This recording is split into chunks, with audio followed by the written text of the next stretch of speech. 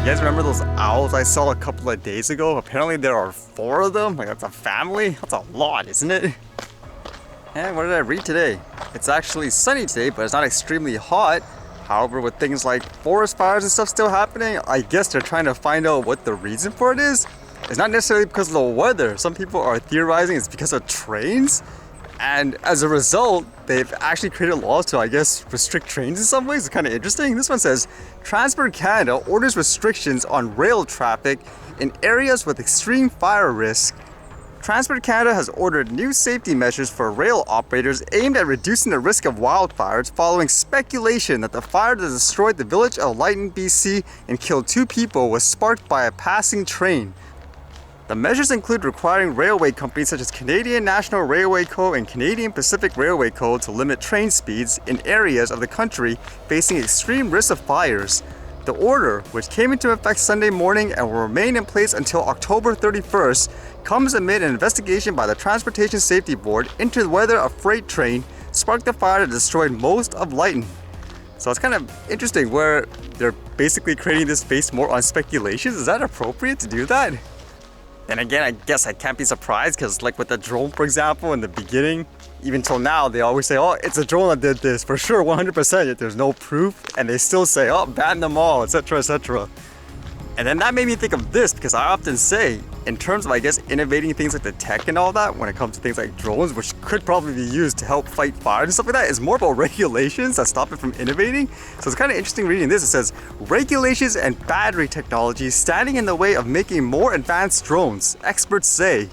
Drones are used for a number of tasks these days, like search and rescue missions, package deliveries, surveillance, and photography.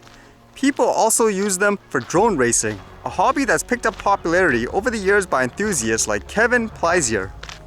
Apparently this person won a prize in terms of, I guess, designing a drone where it had 12 motors that went in all angles, so I guess you could fly in virtually every direction if you think about it, turn it upside down, etc., etc. So one barrier he talks about is just the power in general, like the battery, where most consumer drones, they last maybe 30 minutes. Start factoring things in like weight and changing, I guess, the purpose of the drone to maybe in the future carry stuff. And now, what can you do? So that's basically one of the big challenges. But at the same time, apparently he's saying he feels that regulation is a reason why innovation and stuff is becoming a standstill in many ways. He says he also thinks the way drones are regulated prevents them from making progress with how drones can be used. Drone delivery could be happening today if 5 years ago, the Federal Aviation Administration was allowing it and allowing these companies to pursue that goal. And this is interesting to think about. It says the drone engineers said a lot of the technology needed to advance drones is already available, but designers are waiting on legal approval to allow them to be operated out of the line of sight of the person flying them.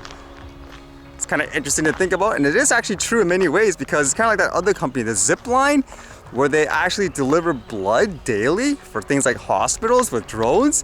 Even they say, oh, they had to move to like a completely different place in terms of their operation, and they do it every single day. So it does show you in that case it's possible. It is basically just things like regulations that are stopping it. Honestly, by the sounds of it, I wouldn't be surprised if in many cases whoever has the final say is simply watching TV, like the media, like any other person, and then making a decision out of that based on, I guess, emotional bias in some ways. I don't think you can really do that, especially if you're in that position. You have to do it objectively.